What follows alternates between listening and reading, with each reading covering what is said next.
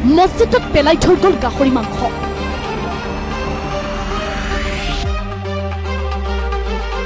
পাঞ্জাবাৰীৰ পুৰণ বস্তিৰ মছজিদত পেলালে গাহৰি মাংস।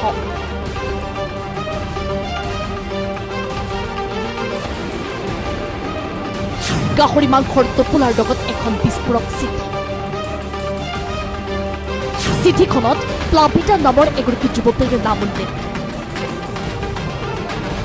ভয়ংকৰ অভিযোগেৰে প্ৰতিশোধ লোৱা বুলি চিঠিখনত কৌশলেৰে উল্লেখ। মছজিদৰ চিচিটিভি ফুটেজত ৰহস্যভাৱে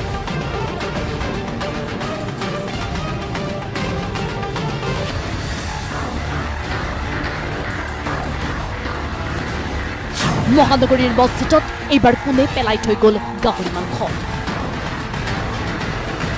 ধৰ্মীয় অনুষ্ঠানৰ সময়ত গোমাংস উদ্ধাৰক কেন্দ্ৰ কৰি বিগত কিছুদিন ধৰি ৰাজ্যত উত্তাল পৰিস্থিতি। মুখ্যমন্ত্ৰীৰ নিৰ্দেশৰ পাছত গোমাংসৰ বিৰুদ্ধে একশ্যন মুডত দেখা গৈছে অসম আৰক্ষী।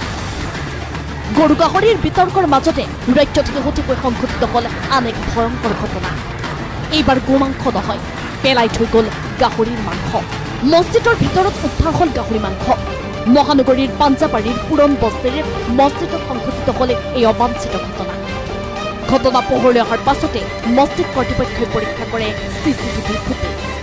চিচিটিভিত বন্দী এখন দুচকীয়া বাহনৰ দৃশ্য।